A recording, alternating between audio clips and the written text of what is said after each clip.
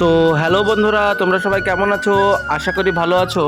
আমরা এবার ঈদে কোথায় কোথায় ঘুরতে গিয়েছিলাম তোমাদেরকে সম্পূর্ণ ভিডিওটায় দেখাবো, ভিডিওটি সম্পূর্ণ দেখতে থাকো। সো হ্যালো বন্ধুরা, আমরা এবার ঈদে একটু দূরে ঘুরতে যাব ঠিক করেছিলাম, সেই জন্য আমরা মোটর বাইকে করে সবাই বেরিয়ে পড়লাম। আমরা কোথায় বেড়াতে যাব সেটা সবাই মিলে বসে ঠিক করলাম।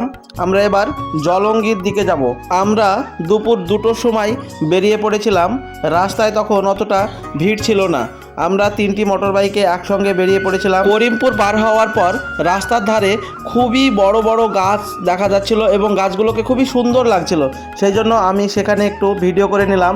দেখো গাছগুলো কত সুন্দর, অনেক প্রাচীনকালের গাছ মনে হচ্ছে।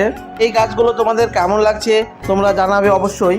তারপর আমরা যেতে যেতে পাশে একটা পার্ক আছে, সেই পার্কের নাম হচ্ছে শিকারপুর পার্ক।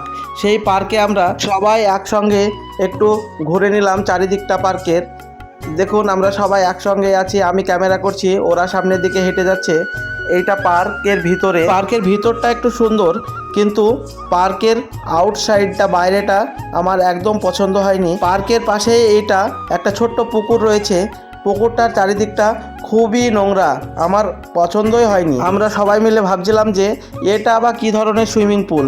এরপরে আমরা এখান থেকে পাশেই বাংলাদেশের বর্ডার রয়েছে, সেইখানে যাব বলে ঠিক করলাম।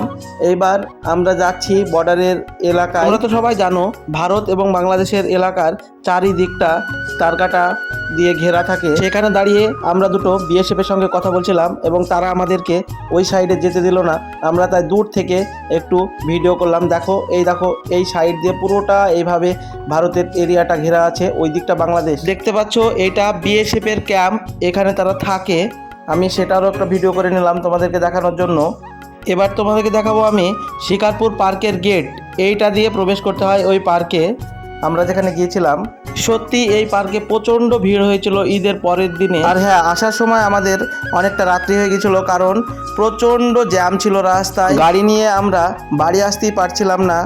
দেখো কত ভিড়, চারিদিকে শুধু গাড়ি আর গাড়ি। আজকে এই পর্যন্তই।